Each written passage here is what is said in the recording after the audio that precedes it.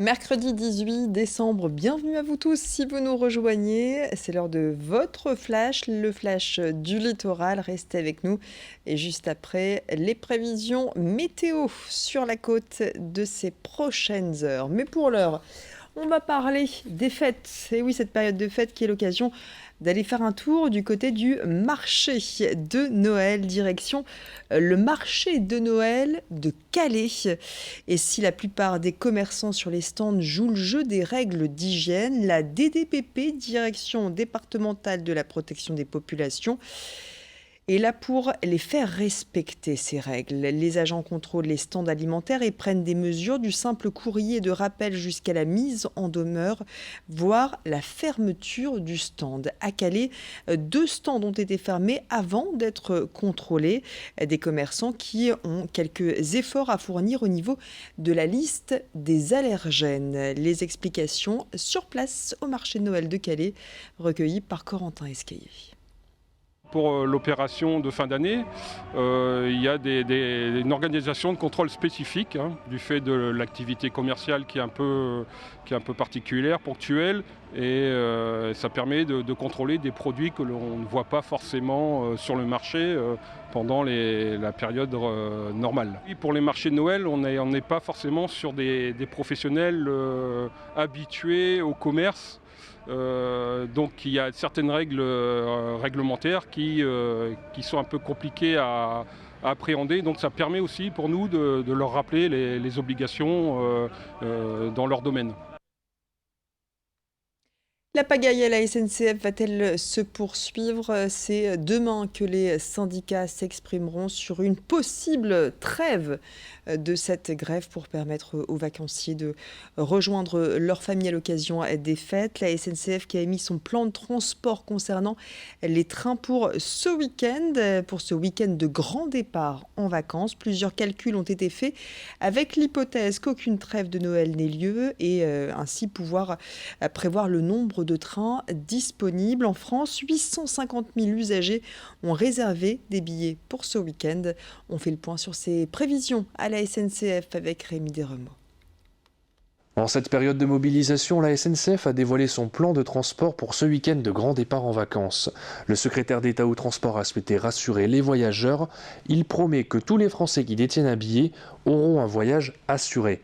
Sur l'ensemble du réseau, la compagnie prévoit que 50 à 60% des trains devraient circuler normalement. La quasi-totalité des Ouigo seront sur les rails. Pour tous les voyageurs dont les trains seront supprimés, 2 cas de figure. Pour 15% des réservations, la SNCF prévoit de rebasculer les voyageurs sur un trajet alternatif. Pour les 32% restants, il sera possible d'échanger les billets. Évidemment, ces prévisions ne prennent pas en compte une potentielle trêve de Noël qui pourrait améliorer la situation actuelle. À ce sujet, les syndicats devraient se prononcer ce jeudi sur le maintien ou non de la grève pendant les fêtes. Effectivement, on vous en dira un peu plus dès demain. On parle sport à présent avec du basket et dernier de Jeep Elite avec 3 petites victoires alors qu'il reste 3 matchs dans la phase aller. Cette saison, l'ESSM Le Portel en proie est loin d'être en promenade de santé. L'entraîneur Éric Girard a laissé sa place d'entraîneur à son adjoint et la relation avec les supporters, pourtant souvent reconnus comme un des meilleurs publics de France, c'est compliqué, notamment à cause d'un communiqué assassin du club sur les réseaux sociaux. Vincent Vieillard nous dit tout. Quand on est au fond de la piscine, soit on donne l'impulsion pour remonter, soit on meurt. Les mots sont forts et tirés du communiqué publié cette semaine par le SSM Le Portel. Communiqué qui fait beaucoup parler, surtout parmi les fidèles du Chaudron, des fans directement visés par ce message du club, eux qui laissent parfois un peu trop parler leur passion et leur mécontentement sur les réseaux sociaux. La situation est un petit peu compliquée sportivement, il faut quand même le dire.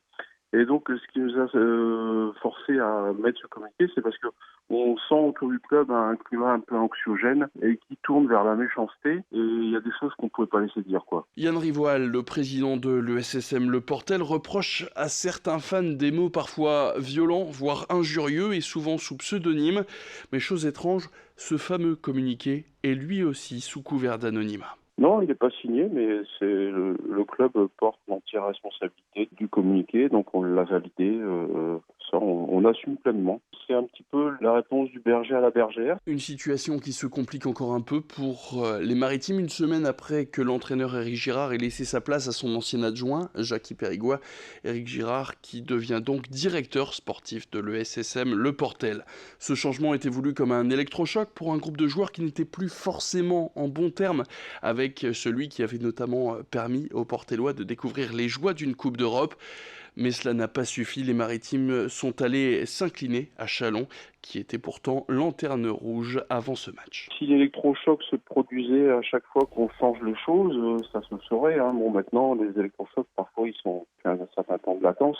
On a tenté cette option-là, et puis aujourd'hui ça, puis voilà, à chaque jour suit sa peine, on va dire. Alors comment les supporters vont-ils réagir après ce communiqué qui a déjà été très mal accueilli sur les réseaux sociaux?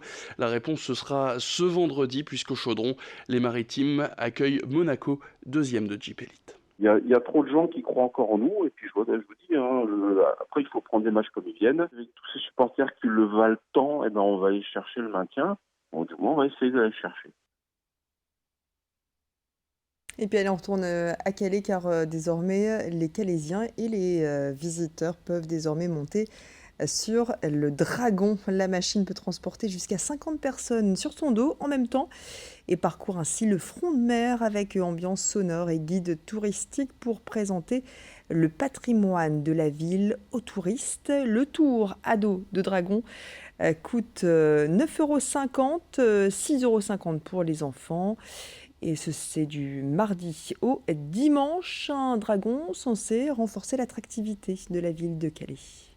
Ne pas perdre l'objectif qui est celui de l'attractivité, du développement économique et de l'image de Calais.